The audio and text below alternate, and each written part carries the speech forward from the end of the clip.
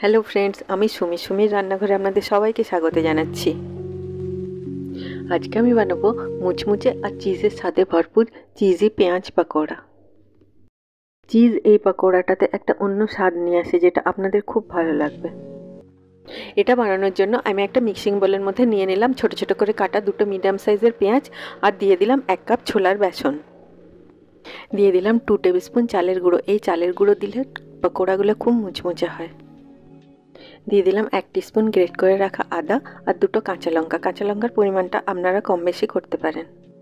দিয়ে দিলাম কিছুটা কুচি করে রাখা ফ্রেশ ধনেপাতা। দিয়ে দিচ্ছি স্বাদ মতো নুন আর 1/3 টিস্পুন হলুদের গুঁড়ো। আর দিয়ে দিলাম 1/2 teaspoon Kashmiri red chilli powder আর 1/2 টিস্পুন কসুরি মেথি। দিয়ে দিলাম 1 টেবিল স্পুন গরম তেল আর 1 টিস্পুন পোস্তদানা।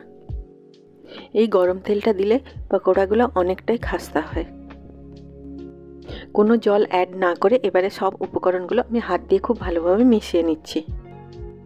আমার চ্যানেলটিকে আপনারা সাবস্ক্রাইব করতে ভুলবেন না, আর পাশে থাকা বেল আইকনটিকে নিশ্চয়ই প্রেস করে দেবেন, তাহলে আমি যখনই নতুন কোনো ভিডিও আপলোড করব তার নোটিফিকেশান ঠিক আপনার কাছে পৌঁছে যাবে। এই পকোড়ার ব্যাটারটাতে কোনো জল দেওয়ার দরকার নেই। পেঁয়াজ থেকে যে জলটা রিলিজ হবে তাতেই এই ব্যাটারটা মাখা হয়ে যাবে। এখন আমি ব্যাটারটাকে ঢাকা দিয়ে 10 মিনিট রেখে দেবো।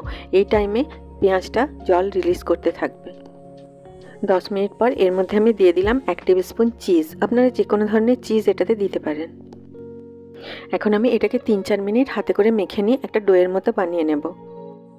দেখুন পেঁয়াজটা এতটাই জল রিলিজ করেছে যে এটাতে আর জল দেওয়ার কোনো দরকার নেই। দেখুন খুব সুন্দর একটা ঘন ব্যাটার তৈরি হয়ে গেল। এখন আমি এই পকোড়াগুলোকে ডিপ ফ্রাই করার জন্য একটা কড়াইয়ের মধ্যে তেল গরম করে নিচ্ছি।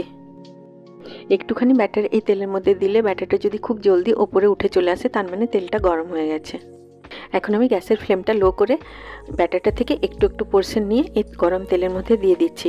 এই স্টেপটা আপনারা একটু সাবধানে করবেন।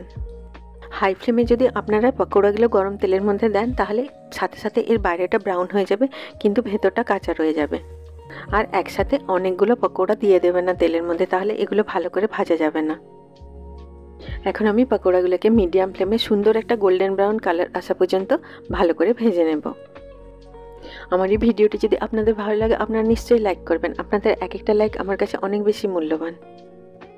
এই পকোড়াটা এইভাবে একবার বাড়িতে আপনারা বানিয়ে দেখুন, ছোট বড় সবাইকার খুব ভালো লাগবে।